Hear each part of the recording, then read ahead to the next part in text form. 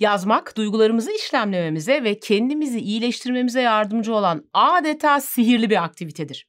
Peki ama nasıl yapacağız? Gelin konuşalım. Yazmak en başta duygusal boşalmaya yardımcı olarak bizi rahatlatır.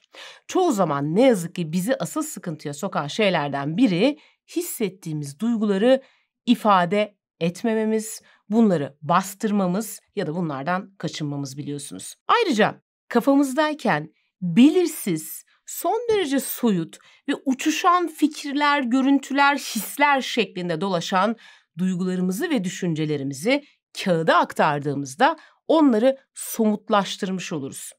Ve somutlaştırdığımızda daha sonrasında bunları incelediğimizde aralarındaki neden-sonuç ilişkisini görebiliriz.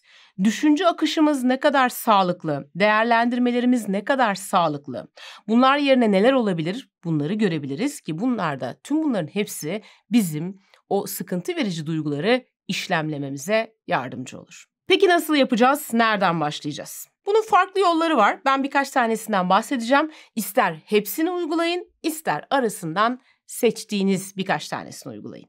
İhtiyacınız olan tek şey bir kalem ve bir kağıt ya da bir bilgisayar. İlk bahsedeceğim yazma aktivitesi günlük tutma. Çok basit. Çocukken de pek çoğumuzun yaptığı bir şey. Bu aktivitede günlük olarak neler yaşadık, başımıza neler geldi, o gün neler hissettik, başımıza gelen bu olaylarla ilgili, zihnimizden hangi düşünceler geçti, bu olayları nasıl değerlendirdik, bedenimizde bu duyguları ve düşünceleri nasıl hissettik, bedensel belirtilerimiz neydi, tüm bunları kaydettiğimiz bir günlük.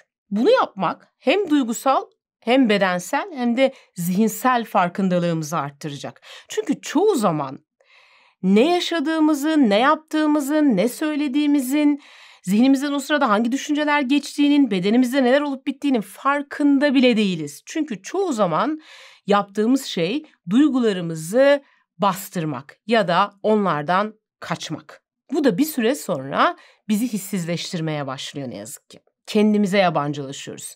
Kendi bedenimize, kendi zihnimize, kendi duygularımıza yabancılaşmaya başlıyoruz. Zorlayıcı duyguları bastırıyoruz ya da unutmaya çalışıyoruz. Oysa bizi asıl hasta eden dışarıya çıkanlar değil, içimize bastırdıklarımız. İkinci yazma aktivitemiz. Kök kişiye mektup. Her birimizin çocukluk ve ergenlikten gelen yaralarımız var. Bu yaraların büyük bir kısmı bize bakım verenler, ebeveynlerimizle ilgili. Bir kısmı belki öğretmenlerimizle ilgili. Bir kısmı belki zorba bir arkadaşla ilgili ya da hayırsız bir sevgiliyle ilgili. Farkında olmasak da bugün bu çocukluk yaraları yetişkinlikte de bizim duygu, düşünce ve davranışlarımızı etkiliyor. İşte bununla ilgili çalışmanın yollarından biri de bizde yara açan bu kök kişiye asla göndermeyeceğimiz bir mektup yazmak. Madem göndermeyeceğiz, niye yazıyoruz o zaman?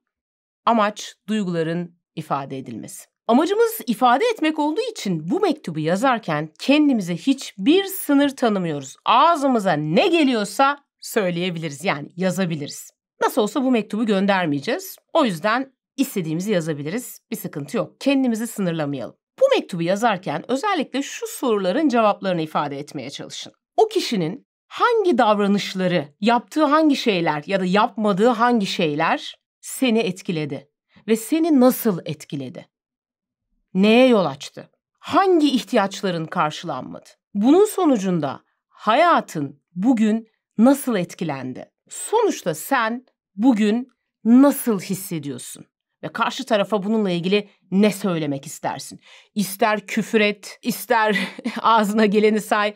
Bakın hiç fark etmez. Kendimizi kısıtlamak yok. Özellikle ebeveynlerimizle ilgili bu mektupları yazarken içimizden bir ses çıkıp onları korumaya çalışabilir haklı olarak. Sizi susturmak isteyebilir. Yani ne yapsınlar? Onlar da o kadar görmüşler. Sonuçta onları yetiştirenler de o kadar göstermişler. Onların da ihtiyaçları karşılanmamış gibi şeyler söyleyebilir ki bu büyük bir ihtimalle de doğrudur. Evet, onlar da muhtemelen zamanında yeterli ve dengeli bir ebeveynlik alamadılar ama şu an bizim amacımız bu değil. Şu an bizim amacımız içeride bunlar hangi duygulara, hislere yol açtıysa bunları ifade etmek. O yüzden böyle bir korunmacı bir iç ses çıktığında, yani bu kök kişiyi koruyan bir iç ses çıktığında onu bir susturun, bir kenara alın, bir sus deyin ve siz içinizden gelenleri dökmeye devam edin. İnanın bunu yaptığınızda, yani sonrasında bir süre sonra kendinizi daha iyi hissetmeye başlayacaksınız. Bir hafifleme hissedeceksiniz. Hatta çoğu kişide böyle bir mektup yazma bile başlı başına iyileşme sürecini başlatabiliyor. Ve 3. aktivitemiz tabii ki benim en sevdiğim pozitif düşünme ve iyi hissetme aktivitelerinden bir tanesi günlük iyi ki listesi ya da şükran listesi. Günlük yaşamda pek çok olayla karşılaşıyoruz. Bunların bir kısmı iyi olaylar, bir kısmı kötü olaylar, oldukça büyük bir kısmı ise sıradan nötr olaylar. Genellikle iyi ya da nötr olayları pek hatırlamıyoruz. Daha acı verici olayları daha çok hatırlıyoruz. Bunun tabii ki pek çok biyolojik ve psikolojik sebebi var. Ancak bu değiştirilebilir. Günlük olarak başımıza gelen küçücük ama güzel, hoş, iyi hissettiren olayları, anları her gün düzenli olarak kaydettiğimizde bir süre sonra bu otomatikleşiyor. Ve bir süre sonra artık çevremizdeki bu aslında çok güzel olan, bize sunulmuş bir hediye olan küçük ama değerli anları fark edebiliyoruz rahatlıkla. Bunu yapmak başlı başına beynimizdeki dopamin salınımını arttırıyor. Dopamin bir ödül hormonu. İyi hissettirir ve o sırada yaptığımız şey her ne ise onu daha fazla yapmamızı sağlar. Yani bir kere böyle iyi kilerinizi yazmaya başladığınızda daha fazla yazmak istiyorsunuz ve daha fazla bulmaya başlıyorsunuz. Şükran ve minnettarlık duygusu üzerine yapılmış pek çok bilimsel çalışma bunun bedensel ve ruhsal sağlığa iyi geldiğini gösteriyor. Peki günlük iyi ki listesi nasıl yapılır? Bir deftere ya da bilgisayarda açtığınız bir dosyaya o gün için iyi ki dediğiniz anları düşünün ve en az 3 tane madde yazmaya çalışın. Her gün 3 tane iyi ki maddesi yazmak. Görevimiz bu. Bunu en az 1 ay yapın.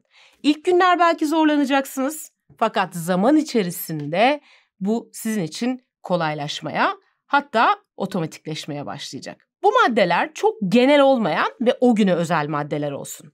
Örneğin, şimdi genel maddeler derken neyi kastediyorum? İyi ki işte sağlığım yerinde, iyi ki işte eşim var, iyi ki işim var. Bunlar çok değerli tabii ki ama çok genel. O güne özel 3 tane iyi ki bulmaya çalışın. Örneğin bugün eski bir arkadaşımla karşılaştım ve çok iyi geldi. İyi ki bugün onunla karşılaştım. Ya da bugün dışarı çıkarken yanıma şemsiye aldım. İyi ki almışım. Bir diğer kuralımız her gün farklı maddeler yazmak. Yani bugün yazdığım maddeyi diğer günler yazamıyorum. Neden? Çünkü eğer bir maddeyi her gün yazarsanız bir süre sonra o madde sizin zihniniz için sıradanlaşmaya başlıyor. Yani değerini kaybediyor. Kaygı, hüzün, iç sıkıntısı gibi zorlayıcı duygularla nasıl baş edeceğinizi bilemiyorsanız doğru yerdesiniz. Bu kanalda bu gibi durumlarla baş edebilmek için size yardımcı olabilecek bedensel ve zihinsel teknikleri anlatan pek çok video mevcut. Eğer bu videolardan haberdar olabilmek istiyorsanız kanala abone olmayı unutmayın lütfen. Bu videodan sonra oynatma listeleri bölümüne giderek oradaki başlıkları inceleyebilir ve sizinle ilgili videoları izleyebilirsiniz.